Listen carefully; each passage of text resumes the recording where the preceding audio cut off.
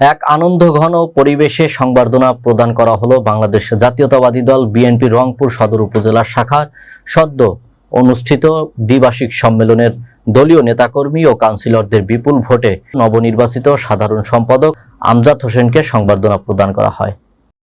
উপজেলার মমিনপুর ইউনিয়নের মিলের পাড় পেট্রোল পাম্পে বিপুল সংখ্যক দলীয় নেতাকর্মী সহ ও বিভিন্ন শ্রেণী পেশাজীবী মহলের অংশগ্রহণের মধ্য দিয়ে কর্মীবান্ধব আমজাদ হোসেনকে সংবর্ধনা প্রদান করা হয়। রংপুর সদর উপজেলা শাখার সদ্য অনুষ্ঠিত দ্বিবার্ষিক সম্মেলনে নেতাকর্মী কাউন্সিলরদের বিপুল ভোটে নির্বাচিত সভাপতি সাধারণ সম্পাদক সহ সবাইকে সংবর্ধনা দেওয়া হয়েছে।